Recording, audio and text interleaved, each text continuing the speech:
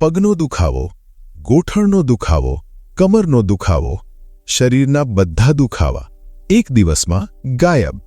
આજે હું તમને એક એવી ખૂબ જ વિશેષ અને અસરકારક ઘરેલું રીત જણાવવા જઈ રહ્યો છું જે અનેક વર્ષોના અનુભવ અને જૂની પરંપરાગત સારવારના આધારે તૈયાર કરવામાં આવી છે. આ રીત ખાસ કરીને આપણા શરીરના હાડકામાં થતા દરેક પ્રકારના દુખાવા, અકળાપણું, ભારેપણું અને સાંધાઓમાં જામેલી જકડાણને ધીમે ધીમે દૂર કરવામાં ખૂબ જ અસરકારક સાબિત થાય છે. હું અગાઉ પણ આવા અનેક વિડીયો બનાવી ચૂક્યો છું જેમાં વિવિધ રોગો અને સમસ્યાઓ વિશે જણાવ્યું હતું અને તેના માટે ઘણા ઘરેલું તથા આયુર્વેદિક ઉપચારો પણ તમારી સાથે શેર કર્યા હતા. પરંતુ આજે હું જે દેશી રીત જણાવવા જઈ રહ્યો છું તે અન્ય તમામ ઉપચારોની સરખામણીમાં ખૂબ જ સરળ છે, ઝડપથી તૈયાર થઈ જાય છે અને સૌથી રસપ્રદ વાત એ છે કે તેને તૈયાર કરવામાં ન તો વધુ મહેનતની જરૂર પડે છે અને ન તો લાંબો સમય આપવો પડે છે. આ શ્રેષ્ઠ અને અસરકારક આયુર્વેદિક ફોર્મ્યુલા બનાવવા માટે આપણને ફક્ત 2 વસ્તુઓની જરૂર છે અને આ બંને વસ્તુઓ એટલી સામાન્ય છે કે તે તમને કાં તો તમારા ઘરના રસોડામાં પહેલેથી જ મળી જશે અથવા તમારા ઘરની નજીકની કોઈપણ જનરલ સ્ટોર કે કરિયાણાની દુકાન પરથી સરળતાથી મળી શકે છે. આ ઉપાય બનાવવો પણ એટલો સરળ છે કે તમે તેને ગમે ત્યારે તૈયાર કરી શકો છો, પછી ભલે સવારનો સમય હોય કે સાંજનો. પરંતુ આ ફોર્મ્યુલાને સારી રીતે સમજવા અને તેનો પૂરો લાભ લેવા માટે એ ખૂબ જરૂરી છે કે તમે મારી દરેક વાત ધ્યાનથી સાંભળો, દરેક લીટીને ધ્યાનથી સમજો અને તેને ઉતાવળ વગર તમારા રોજિંદા જીવનમાં અપનાવો. હવે સૌથી પહેલાં હું તમને એક ખૂબ જ મહત્વની અને સ્પષ્ટ વાત જણાવવા માંગુ છું અને એ છે કે જો તમારા શરીરના ખભામાં હંમેશા ભારેપણું રહે છે, જાણે કોઈ વજન મૂકેલું હોય, અથવા ત્યાં ક્યારેક ચટકા અને હળવી પીડા થાય છે, જો તમારા ઘૂંટણોમાં સોય ચૂપતી હોય તેવું લાગે છે, ચાલતી વખતે તેમાં બળતરા થાય છે, અથવા હાથ પગના સાંધાઓમાં હંમેશા પીડા અને અકળાપણું રહે છે અને તમારા સ્નાયુઓમાં હંમેશા ખેંચાણ, તણાવ કે કસાવટ લાગે છે, તો સમજી લો કે આ ઘરેલું ઉપાય તમારા માટે કોઈ ચમત્કારથી ઓછો નથી. ખાસ કરીને જ્યારે તમે ચાલવાનું શરૂ કરો છો અથવા દાદરા ચડવાનો પ્રયાસ કરો છો ત્યારે જો શરીરમાં પીડા અને અસ્વસ્થતા વધી જાય છે તો તમારે આ ઘરેલું ઉપાય અવશ્ય અપનાવવો જોઈએ.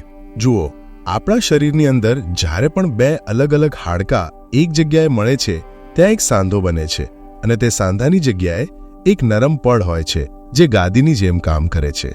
સામાન્ય ભાષામાં આપણે તેને ગાદી જ કહીએ છીએ, પરંતુ મેડિકલ ભાષામાં તેને કાર્ટિલેજ કહેવામાં આવે છે. આ કાર્ટિલેજ સાંધાના બંને હાડકાને એકબીજા સાથે ઘસાતા અટકાવે છે અને બંને હાડકાને હલનચલનમાં સરળતા આપે છે. પરંતુ જ્યારે આપણી ઉંમર ધીમે ધીમે વધે છે અથવા શરીરમાં અંદરથી નબળાઈ આવે છે ત્યારે આ કાર્ટિલેજ નામનું પડ ધીમે ધીમે ઘસાવા લાગે છે અને ક્યારેક તો આ પડ સંપૂર્ણપણે ખતમ પણ થઈ જાય છે. જ્યારે આ ગાદી જેવું નરમ પડ ખતમ થઈ જાય છે ત્યારે સાંધાના બંને હાડકાં સીધા એકબીજા સાથે ટકરાવા લાગે છે અને ત્યારે જ આપણા ઘૂંટણો, ખભા કે કોઈ પણ સાંધામાં ખૂબ તીવ્ર પીડા, સોજો અને ચાલવા ફરવામાં તકલીફ શરૂ થઈ જાય છે. ઘણા લોકો જણાવે છે કે ઘૂંટણોમાં સોય ચૂપતી હોય તેવું લાગે છે, ખભા જકડાઈ જાય છે અને આંગળીઓ હલાવવામાં પણ તકલીફ થાય છે, જાણે કોઈએ અકળાપણું પેદા કરી દીધું હોય. તમે તમારા ઘરમાં કે પડોશમાં વૃદ્ધોને એવું કહેતા સાંભળ્યું હશે કે હવે દાદરા નથી ચડાતા, હવે આંગળીઓ મુઠ્ઠી બનાવી શકતી નથી, જેવો ઊભો થઈને ચાલવાનો પ્રયાસ કરું છું, પગમાં તીવ્ર પીડા થાય છે. આ બધી વાતો એક જ દિશા તરફ ઇશારો કરે છે અને તે છે કે તેમના સાંધામાં જે કાર્ટિલેજ હોય છે તે કાં તો ખૂબ પાતળું થઈ ગયું છે અથવા સંપૂર્ણપણે ખતમ થઈ ગયું છે.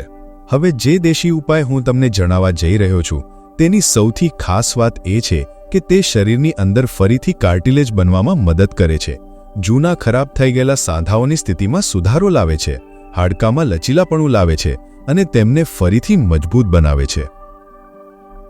જેમ મેં અગાઉ જણાવ્યું, આ ઉપાય તૈયાર કરવા માટે આપણને ફક્ત 2 વસ્તુઓની જરૂર છે, પરંતુ તેને કેવી રીતે બનાવવું અને કેવી રીતે ઉપયોગ કરવો તે સ્ટેપ બાય સ્ટેપ સમજવું ખૂબ જરૂરી છે. તેથી હું તમને હાથ જોડીને વિનંતી કરું છું કે આ સંપૂર્ણ માહિતીને ધ્યાનથી સાંભળો, સારી રીતે સમજો અને તેને તમારા જીવનમાં અપનાવીને તેનો લાભ જરૂર લો. હવે સૌથી પહેલા તમારે એક સંપૂર્ણ સ્વચ્છ અને બિલકુલ સૂકી કાચની બોટલ લેવાની છે. અહીં સૌથી મહત્વની વાત એ છે કે આ બોટલ કોઈ પણ સંજોગોમાં પ્લાસ્ટિકની ન હોવી જોઈએ, પરંતુ તે ફક્ત અને ફક્ત કાચની જ હોવી જોઈએ. કારણ કે જ્યારે આપણે કોઈ પણ તેલ, ખાસ કરીને આયુર્વેદિક કે દેશી ઉપચારોમાં ઉપયોગ થતું તેલ પ્લાસ્ટિકની બોટલમાં રાખીએ છીએ તો તે પ્લાસ્ટિકમાં રહેલા રસાયણો ધીમે ધીમે તેલની ગુણવત્તા ખરાબ કરી દે છે અને તેની અસર પણ ઘણી હદે ઘટી જાય છે. જો તમારા ઘરમાં પહેલેથી જ સરસવનું તેલ રાખેલું હોય તો તમે તેનો પણ ઉપયોગ કરી શકો છો. પરંતુ જો તમે ઈચ્છો છો કે આ ઉપાયથી તમને વધુ લાભ અને ઝડપી અસર મળે તો અમારી સલાહ છે કે તમે સરસવના તેલની જગ્યાએ તલના તેલનો ઉપયોગ કરો. કારણ કે તલનું તેલ એકદમ નેચરલ, કોઈ પણ ભેળસેળ વગરનું હોય છે અને જૂના સમયથી એવું માનવામાં આવે છે કે આ તેલ શરીરના દરેક પ્રકારના દુખાવાને મટાડવાની જબરજસ્ત શક્તિ રાખે છે. આયુર્વેદમાં તલના તેલને સૌથી ઉત્તમ, અસરકારક અને શક્તિશાળી ઔષધિ તરીકે જણાવવામાં આવ્યું છે. એટલું જ નહીં, પુરાણા ધાર્મિક અને આયુર્વેદિક ગ્રંથોમાં એવું પણ લખેલું છે કે તેલ શબ્દની ખરી ઉત્પત્તિ તલ શબ્દથી જ થઈ છે અને બાકીના તમામ તેલો તે પછી આવ્યા. આયુર્વેદની એક ખૂબ જ પ્રખ્યાત અને જૂની પુસ્તક અષ્ટાંગ હૃદયમાં સ્પષ્ટપણે લખેલું છે કે જે વ્યક્તિ રોજ તેના આખા શરીર પર તલના તેલથી હળવા હાથે માલિશ કરે છે તે વ્યક્તિ આખી જિંદગી ઘૂંટણના દુખાવા, સાંધાના અકળાપણું અને શરીરના કોઈપણ ભાગમાં થતા જૂના દુખાવાથી બચેલો રહે છે. આ જ કારણે હું તમને આ ખાસ દેશી ઉપાય માટે તલના તેલનો ઉપયોગ કરવાની સલાહ આપું છું. હવે આ સંપૂર્ણ ઘરેલું ઉપાયને સંપૂર્ણપણે તૈયાર કરવા માટે આપણને એક બીજી ખૂબ જ મહત્વની અને અસરકારક વસ્તુની જરૂર છે અને તે છે કપૂર. કપૂર લગભગ દરેક ઘરમાં પૂજાપાઠ, આરતી અને ધાર્મિક કાર્યો માટે રાખવામાં આવે છે. પરંતુ આજકાલ લોકો તેનો ઉપયોગ શ્વાસ લેવામાં તકલીફ હોય ત્યારે બંધ નાક ખોલવા માટે અને શરીરમાં ઓક્સિજનનું સ્તર સુધારવા માટે પણ કરવા લાગ્યા છે. કપૂરની સૌથી ખાસ વાત એ છે કે તે ખૂબ ઝડપથી આપણી શ્વાસ સાથે જોડાયેલી શક્તિ અને ફેફસાની કાર્યક્ષમતાને વધારે છે. પરંતુ આ દેશી ઉપાયમાં આપણે તેનો ઉપયોગ ખાસ કરીને તે ભાગના દુખાવા, સોજો અને સાંધાઓની જકડાણ ઘટાડવા માટે કરીશું જ્યાં હાડકામાં તકલીફ હોય અથવા ચાલવા ફરવામાં તકલીફ આવતી હોય. હવે તમારે શું કરવાનું છે? તમારે કપૂરના 2 નાના નાના ટુકડા લેવાના છે. આ બંને ટુકડાઓને તમે કોઈ ખાંડની દસ્તાથી અથવા કોઈ ભારે અને મજબૂત વસ્તુથી સારી રીતે કૂટી લો જેથી તે બિલકુલ ઝીણો પાવડર એટલે કે એકદમ બારીક ચૂર્ણ બની જાય અને તેમાં કોઈ મોટો ટુકડો બાકી ન રહે. હવે જે કપૂરનો ઝીણો પાવડર તૈયાર થયો છે તેને તે જ કાચની બોટલમાં નાખી દો જેમાં તમે અગાઉથી તલનું તેલ ભરી રાખ્યું છે. જેવો તમે કપૂરને તેમાં નાખો, બોટલને સારી રીતે બંધ કરી દો અને પછી તેને હળવા હાથે ધીમે ધીમે હલાવો જેથી કપૂર અને તેલ એકબીજા સાથે સારી રીતે ભળી જાય અને એક સમાન મિશ્રણ બની જાય. હવે આ તૈયાર થયેલા તેલને 1 કલાક સુધી તડકામાં રાખવું જરૂરી છે. ઉનાળાની ઋતુમાં આ કામ ખૂબ સરળતાથી થઈ જાય છે કારણ કે તે સમયે સૂરજની કિરણો તેજ અને શક્તિશાળી હોય છે. પરંતુ જો ચોમાસાની ઋતુ હોય અથવા આકાશમાં વાદળો હોય અને તડકો ઓછો નીકળતો હોય તો શક્ય છે કે આ કામ થોડું મુશ્કેલ લાગે. એવામાં તમે એવો દિવસ પસંદ કરવાનો પ્રયાસ કરો જ્યારે તડકો સારો હોય અને સૂરજની કિરણો સીધી આ તેલ પર પડી શકે. 1 કલાક પછી જ્યારે આ તેલ સંપૂર્ણપણે તૈયાર થઈ જાય ત્યારે હવે એ જાણવું જરૂરી છે કે તેને કેવી રીતે અને ક્યારે લગાવવું જોઈએ જેથી તેની અસર સૌથી શ્રેષ્ઠ રહે. આ તેલ લગાવવાનો સૌથી યોગ્ય સમય સવારનો હોય છે અથવા દિવસનો. અમારી સલાહ છે કે આ તેલને સાંજ પછી અથવા રાત્રે, ખાસ કરીને જ્યારે સૂરજ ડૂબી ગયો હોય ત્યારે ન લગાવવું.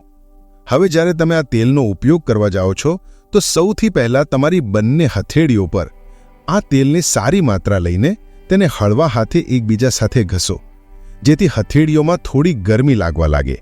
જ્યારે હથેળીઓમાં હળવી ગરમી આવે ત્યારે આ તેલને તે જગ્યાએ લગાવવાનું શરૂ કરો જ્યાં તમને પીડા થઈ રહી છે અથવા સોજો, જકડાણ કે ભારેપણું લાગે છે. તમે તેને ઘૂંટણો, ખભા, પીઠના કોઈ ભાગ, કમર કે કોઈ પણ સાંધા પર આરામથી લગાવી શકો છો. ધ્યાન રાખો કે આ તેલની માલિશ હળવા હાથે જ કરવાની છે, જોરથી ઘસવું નથી. તેની અસર ધીમે ધીમે ઊંડાણ સુધી જાય છે અને ત્યાંથી કામ શરૂ કરે છે. તેને બનાવવું જેટલું સરળ છે તેની અસર એટલી જ અદ્ભુત અને ટકાઉ હોય છે. હવે એક બીજી મહત્વની વાત જાણી લો. આ તેલની શક્તિ અને અસર લાંબા સમય સુધી ટકી રહે તે માટે જરૂરી છે કે તમે આ બોટલને દરરોજ ઓછામાં ઓછો અડધો કલાક તડકામાં જરૂર રાખો. જ્યારે અડધો કલાક થઈ જાય તો બોટલને ફરીથી ઘરની અંદર રાખી દો. આ રીતે જ્યારે આ તેલ દરરોજ સૂરજની કિરણોથી ઊર્જા લે છે તો તેમાં સૂર્ય ચિકિત્સાનો ગુણ આવી જાય છે, એટલે કે સન થેરેપી. આનાથી આ તેલની ઔષધીય શક્તિ વધુ વધી જાય છે અને તે શરીરમાં જઈને ઝડપથી અસર બતાવવા લાગે છે. હવે જો તમે સાચા મનથી ઈચ્છો છો કે તમારા શરીરમાં જે પણ જૂના અને લાંબા સમયથી ચાલતા દુખાવા છે તે સંપૂર્ણપણે હંમેશા માટે ખતમ થઈ જાય, તો તેની સાથે સાથે થોડી બીજી નાની નાની બાબતોનું ધ્યાન રાખવું પણ એટલું જ જરૂરી છે. જેમ કે રાત્રે સૂતા પહેલા દહીં, લસ્સી અને કોઈપણ પ્રકારની ખાટી વસ્તુઓ ન ખાવી જોઈએ. આ ઉપરાંત રાજમા, અડદની દાળ, બટાકા, ફૂલકોબી અને સફેદ ચોખા જેવી વસ્તુઓ ખૂબ ઓછી ખાવાનો પ્રયાસ કરો. આ બધી વસ્તુઓ આપણા શરીરમાં વાયુ તત્વ એટલે કે વાતને વધાવે છે. જ્યારે શરીરમાં વાત વધવા લાગે છે તો સાંધાઓની અંદરનું કુદરતી ભેજ સૂકાવા લાગે છે અને જે કાર્ટિલેજ હોય છે, જે એક પ્રકારની નરમ ગાદી જેવું પડ હોય છે, તે નબળું થવા લાગે છે અને ધીમે ધીમે ખતમ થવા લાગે છે. તેથી શરીરમાં વાત વધારનારી વસ્તુઓથી દૂર રહેવું અથવા ઓછામાં ઓછું તેને સંતુલિત માત્રામાં લેવું જરૂરી છે. આ ઉપરાંત થોડા સરળ ઘરેલું ઉપાયો એવા પણ છે જેનાથી તમે શરીરમાં જામેલો વધારાનો વાયુ બહાર કાઢી શકો છો. તેમાંથી સૌથી અસરકારક છે મેથીના દાણા. તમારે દરરોજ રાત્રે સૂતા પહેલા 1 ચમચી મેથીના દાણાને પાણીમાં પલાળી રાખવાના છે અને પછી બીજા દિવસે સવારે જ્યારે તમે ઉઠો તો ખાલી પેટે આ પલાળેલા દાણાને સારી રીતે ચાવીને ખાઈ લો. આ રીત શરીરમાંથી વધારાનો ગેસ, સોજો અને ભારેપણું બહાર કાઢવામાં ખૂબ અસરકારક સાબિત થાય છે અને સાંધાઓની સ્વાસ્થ્યને લાંબા સમય સુધી સારું રાખે છે. તો આજના આ ખાસ ઘરેલું ઉપાયમાં આપણે ફક્ત 3 વસ્તુઓનો ઉપયોગ કર્યો છે. પહેલું તલનું તેલ, બીજું કપૂર અને ત્રીજું મેથીના દાણા. જો તમે આ ત્રણેય વસ્તુઓનો ઉપયોગ બરાબર તે રીતે કરશો જેવી રીતે જણાવવામાં આવ્યું છે અને નિયમિત રીતે રોજ કરશો તો તમે તમારા શરીરના જૂના દુખાવાથી છુટકારો મેળવી શકો છો અને સ્વસ્થ, સક્રિય અને પીડામુક્ત જીવન જીવી શકો છો. તમને અમારો આ વિડિયો કેવો લાગ્યો તે અમને કોમેન્ટ કરીને જરૂરથી જણાવજો અને તમારા મિત્રો અને પરિવાર સાથે શેર કરો. સાથે આ વિડિયોને લાઇક કરજો અને ચેનલને પણ જરૂરથી સબસ્ક્રાઇબ કરજો, જેથી તમને આવી જ અન્ય હેલ્થ સંબંધિત માહિતી સૌથી પહેલા મળતી રહે.